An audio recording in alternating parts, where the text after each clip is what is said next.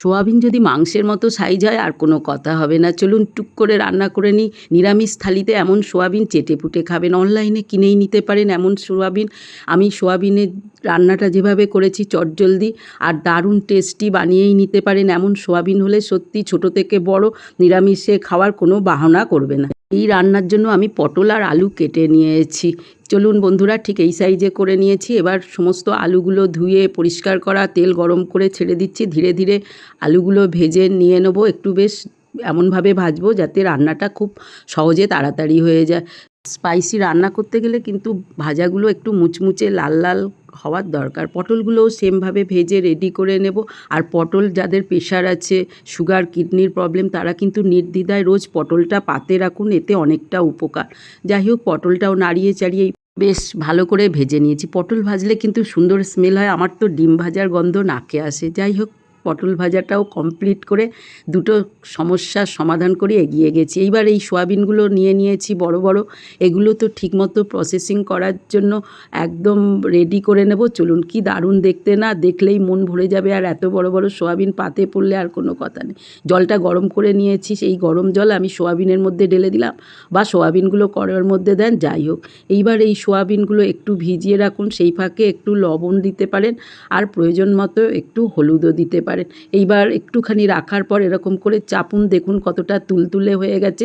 ভেতর পর্যন্ত কিন্তু পুরো সফট হয়ে যায়। সোয়াবিনগুলো ফোটাবেন না, তাহলে পুরো কাদার মতো হয়ে যাবে আর রান্নাটা ভালো হবে না। সুতরাং এই সোয়াবিনের প্রসেসটা এইভাবেই করবেন।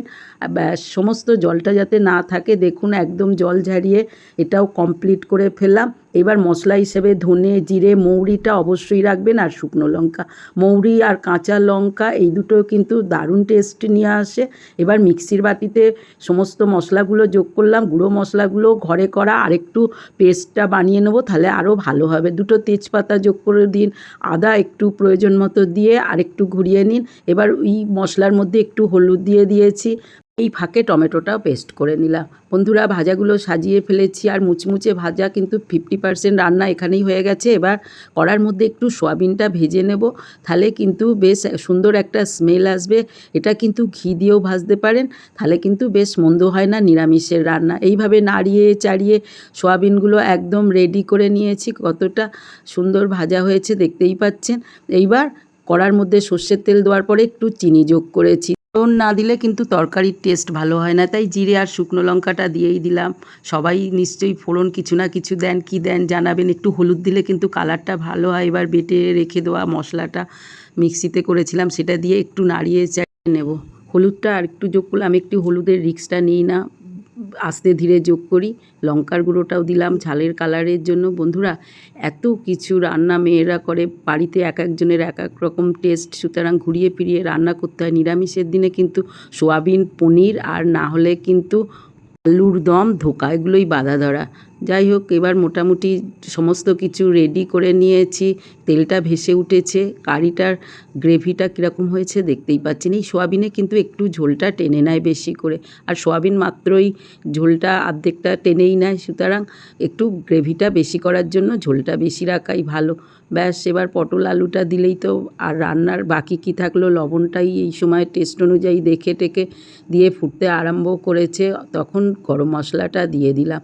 সমস্ত কিছু আগে না দিলে সোয়াবিনের মধ্যে কিন্তু দিয়ে দেওয়ার পরে আর সমস্ত মশলাগুলো কারির সঙ্গে মিশতে চায় না। আর এরকম যদি বড় সোয়াবিন হয় তাহলে তো আর কোনো কথাই নেই। এবার যখন রেডি হয়ে গেছে, টেস্টটা চলে এসেছে, তখন সোয়াবিনগুলো দিলাম। বড় না পেলেও ছোট সোয়াবিনেও কিন্তু বেশ ভালোই খেতে লাগে। আর পটল অবশ্যই আমার তো খুবই প্রিয়। আপনারাও পটল খান, যাদের প্রেশার তারা গোটা পটল একটা ভাতে দিয়ে রোজ খান, কিছুটা প্রেশারের সমস্যা কমবে। আমিও রোজ খাই। কারিটা রেডি হয়ে গেছে, চলুন ঠান্ডা করে নেব। তার আগে নাড়িয়ে চাড়িয়ে দেখিয়ে দিয়েছি। রেসিপিটা যখন রেডি হয়ে গেছে তখন একটু গরম মশলা তো দেওয়াই হয়ে গেছে, আর একটু ঘি দিয়ে চাপা দিয়ে দিলেই হলো।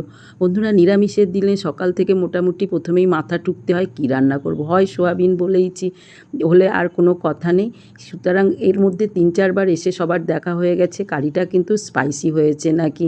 গরম গরম সোয়াবিনের কারিটা একদম সার্ভ করে দিলেই হলো, আর কোনো কিছু লাগবে না। মোটামুটি হয় সোমবার আর শনিবার এই রেসিপিটা আমাকে বানাতেই হয়। ছোটো সোয়াবিন দিয়েও কিন্তু সেম টেস্টি হবে। আর আমি তো বানিয়ে ফেললাম, কেমন হয়েছে জানান, সঙ্গে থাকুন। চটজলদি সোয়াবিনের রেসিপিটার মতো আপনারা পনিরটাও বানিয়ে ফেলতে পারেন। ভালো থাকবেন, দেখে নিন, বানিয়ে ফেলুন। আজ আসি।